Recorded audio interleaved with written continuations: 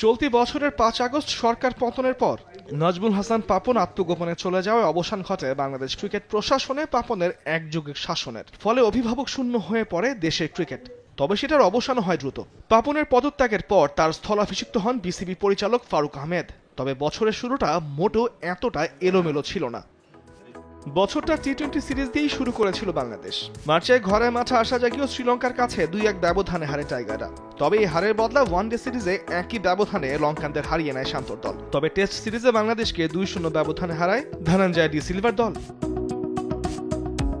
মে মাসে ৫ ম্যাচের টি-20 সিরিজ খেলতে বাংলাদেশে আসে জিম্বাবুয়ে। সহজেই ৪-১ ব্যবধানে সিরিজ জিতে বিশ্বকাপের সেরা প্রস্তুতি নেয় টাইগার শিবির। বিশ্বকাপের আগে কন্ডিশনের সঙ্গে মানিয়ে নিতে স্বাগতিক যুক্তরাষ্ট্রের বিপক্ষে ৩ ম্যাচের টি-20 সিরিজ খেলে টাইগাররা। শক্তিশালী টর্নেডোর আঘাতকে পেছনে ফেলে ক্রিকেট বিশ্বকে চমকে দিয়ে বাংলাদেশকে সেই সিরিজে ২-১ ব্যবধানে হারিয়ে প্রথমবারের মতো বিশ্বকাপ খেলতে নামে যুক্তরাষ্ট্র। সেই বিশ্বকাপে শ্রীলঙ্কাকে হারিয়ে তাদের মিশন শুরু করে টাইগাররা। গ্রুপ পর্বে ৪ ম্যাচের ৩টিতে জিতে প্রথমবারের মতো সংক্ষিপ্ত ভার্সনের বিশ্বকাপের সুপার 8-এ পা রাখে শান্তর দল। সুপার 8-এ প্রথম ম্যাচে ভারতের কাছে হারলেও সেমি স্বপ্নের যাত্রায় আফগানিস্তানের বিপক্ষে সহজ সমীকরণই পেয়েছিল বাংলাদেশ।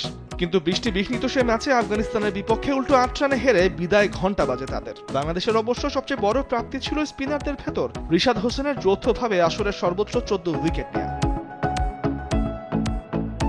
এরপর আগস্টে ২ টেস্টের সিরিজ খেলতে পাকিস্তানে যায় বাংলাদেশ। টাইগারদের পারফরমেন্স দেখে চোখ কচলাতে রীতিমতো বাধ্য হন ক্রিকেট বোদ্ধারা। পাকিস্তানকে তাদের ঘরের মাঠে ২-০ ব্যবধানে হারিয়ে প্রথমবারের মতো পাকিস্তানের বিপক্ষে টেস্ট সিরিজ জেতে বাংলাদেশ।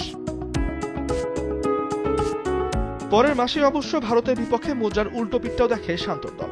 ২ টেস্ট ও ৩ টি-20 ম্যাচে হোয়াইট ফাঁস হয়ে শূন্য হাতেই দেশের বিমান ধরতে হয় তাদের। সেই সিরিজের শেষ টেস্টের পর আন্তর্জাতিক টি-20 থেকে অবসরের ঘোষণাও দেন সাকিব আল হাসান। ভারত সফর শেষে বরখাস্ত হন আলোচিত কোচ হাথুরু সিংহে। দক্ষিণ আফ্রিকার বিপক্ষে টেস্ট সিরিজের আগে তার স্থলাভিষিক্ত হন ওয়েস্ট ইন্ডিজের ফিল সিমন্স।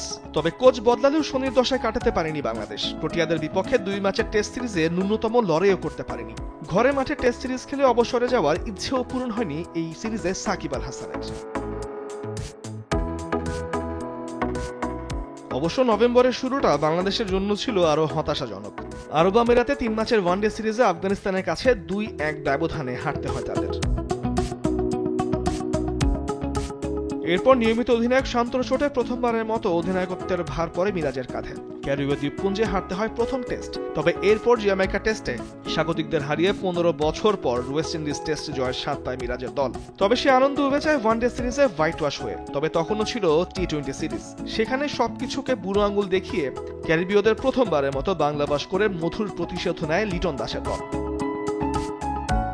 সিনিয়রদের সাফল্য ব্যর্থতার এমন সব গল্পের ভিড়ে চমক দেখিয়েছেন জুনিয়র টাইগাররা। শক্তিশালী ভারতকে হারিয়ে অনূর্ধ্ব-১৯ এশিয়া কাপের শিরোপা জেতে আজিজুল হাকিম তামিমের দল। তবে মেয়েদের অনূর্ধ্ব-১৯ এশিয়া কাপে ভারতের কাছে হেরে শিরোপা হাতছাড়া হয়েছে সুমাইয়া আক্তারের দলের, যেটা পুরো বছরে মেয়েদের ক্রিকেটের ছিল প্রতিচ্ছবি। অস্ট্রেলিয়ার কাছে হোয়াইট ওয়াশ হওয়ার পর ভারতের বিপক্ষেও টি-20 সিরিজে একই ভাগ্য বরণ করে টাইগার্সরা। এরপর এশিয়া কাপ, টি-20 বিশ্বকাপে বলার মতো কিছুই নেই। বছর শেষের দিকে ঘরে মাঠে আয়ারল্যান্ডের বিপক্ষে ওয়ানডে সিরিজ জিতলেও টি-20 সিরিজে হোয়াইট ওয়াশ হয়ে শেষ করতে হয়েছে বছর। পুরো বছর জুড়েই আলোচনায় ছিলেন বিশ্বসেরা অলরাউন্ডার সাকিব আল হাসান। কারণ এই অলরাউন্ডার ছিলেন তৎকালীন আওয়ামী লীগ সরকারের এমপি। তিনি এই সময় দেশে না থাকলেও তাকে করা হয় হত্যা মামলার হুকুমের আসামি। ফলে নিরাপত্তা শঙ্কায় দেশে ফিরতে পারেননি। গত সেপ্টেম্বরের পর থেকে কোনো সিরিজেই বাংলাদেশি দলে ছিলেন নাই টাইগার।